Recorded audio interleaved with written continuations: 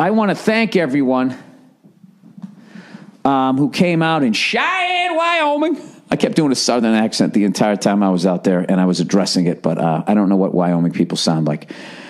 Cheyenne, Wyoming, and Denver, Colorado. I went out with Dean Del Rey, and we had a great fucking time.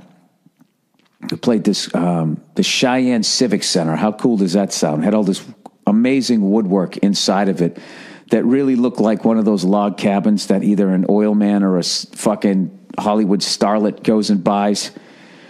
You know, like when people like get a huge amount of success pretending to be other people, at some point they have to get out of LA, and they always end up in like Wyoming or Montana.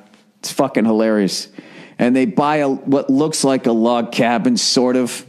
It looks like a log cabin and like a fucking resort all at the same time, you know, and then they go out there and they buy their designer, I'm a fucking cattle rancher wardrobe. And then they do the fucking interview, right, with their big stupid cowboy hat on. An older, wiser so-and-so steps back to evaluate the last 6 years of a whirlwind, whatever the fuck it is, right? You know what I mean? And then they pretend that they can live this little fucking life out there before they go nuts after 3 days, and they call up a G5 to pick them up and take them right back, you know, and they end up back down to the Chateau. All right, the Chateau Marmont. Blowing a bungalow. That's what you do. You're finding a little bit of balance. Wyoming.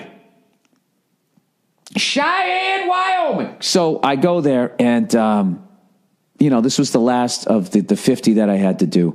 So, of course, I'm reading all up on Wyoming and all that type of stuff, and I see that Yellowstone Park is right in the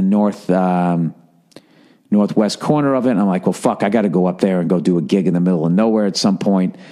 And maybe I'll do a nice run through Montana, Idaho, and all that shit, the Dakotas.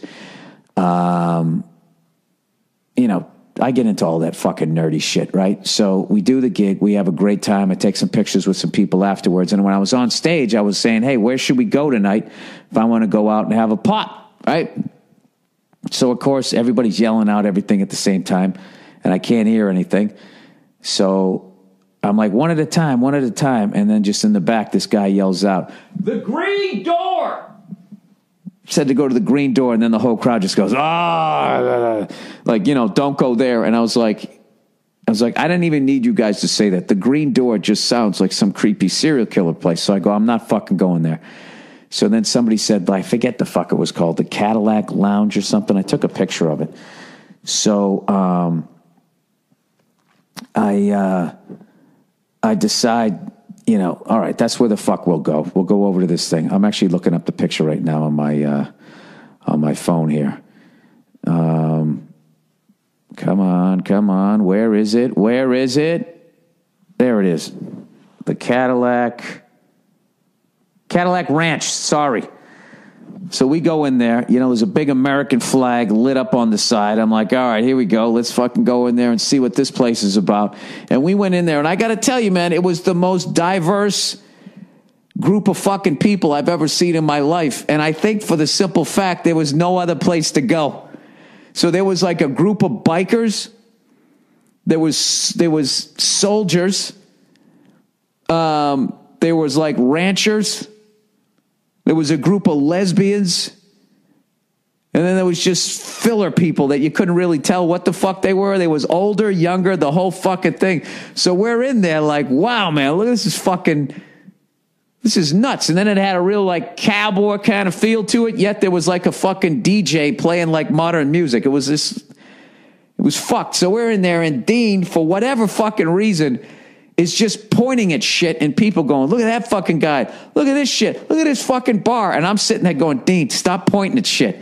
Stop pointing at shit. You know, and Dean's been sober for like 20 fucking years, so he's got no excuse. He just kept pointing at shit. And then finally, you know, I was talking to a couple of the people in there. I was talking to this guy that was in the middle of taking a 2-year welding class, which of course was really interesting to me. I was talking to him about that shit.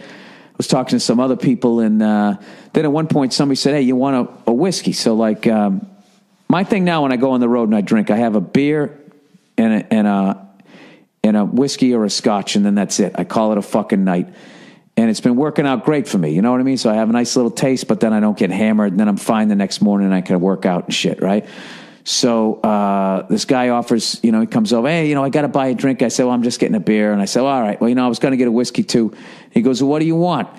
He goes, we got a local fucking Wyoming whiskey. I was like, all right, when in Cheyenne, let's fucking do it, right? So he gets me this fucking shot and he brings it over and it was almost like see-through. Now, I don't know if they did whiskey and water or what, but I fucking took a sip of it and it had no bite or anything. I was just looking at him like, dude, what the fuck is this? And he goes, well, it hasn't been aged at all. I got to tell you, dude, it was the worst whiskey I've ever had. And my apology to the person who bought me the shot, I couldn't finish it. I said, Dean, I go, look at this fucking thing. And Dean was just like, yeah, dude, that looks like piss. So, and then at that point, I wasn't looking, but Dean was saying that the biker people were mean mugging everybody. And he goes, dude, let's get the fuck out of here. So we get out of there. And, as we were driving over there, I noticed that there was a liquor store with a drive-through. So I was like, oh God, I got to get a picture of that. So I pull over, I get a picture of it. And then I'm just like, dude, I got to do it. I got to go to a drive-through liquor store. So I fucking pull up. I posted video of this, and I just wanted to get one beer. And the guy goes, well, I can give you like the 24 ounce. So I got like a Budweiser. I'll repost the video on the Monday Morning Podcast Twitter page. So I went up, I ordered a fucking beer. And what was really cool is it had the old remember the old air hoses when you would pull up at the gas station and it would ring the bell like ding, ding as your car pulled in. It was so fucking cool. And, we were sitting there, and then this dude just sort of walked into the place or whatever. And as we drive out, there's an Arby's across the street, which I never fucking eat. Fucking fast food roast beef. I mean, I like to think I'm a courageous person, but that's just that gets a little too shady for me, right? I'd rather eat the pink slime. So anyways, Del Rey's going like, hey man, he goes, let's hit the Arby's. I'm hungry. So I go, all right. So we go into the Arby's, right? He orders some shit, and then I ordered like some chicken sliders, which I shouldn't have fucking got. They were fucking disgusting. It was like eating the heel of some chick's fucking boot, just the way they were shaped, like clogs. They were just fucking gross. So we go around to the drive-thru, and this is right across from the drive-thru liquor store. And I look across the street, and I read the sign, and what does it say? It says the Green Door.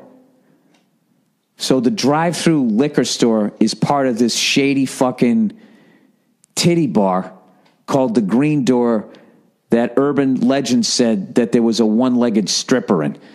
Now, the younger me would have been like, I got to go in and go see that shit. The older me goes like, oh my God, that's somebody's daughter. So technically, I kind of did go to the Green Door. I didn't go in there. I just fucking pulled up or whatever. So I'll post some pictures of that shit.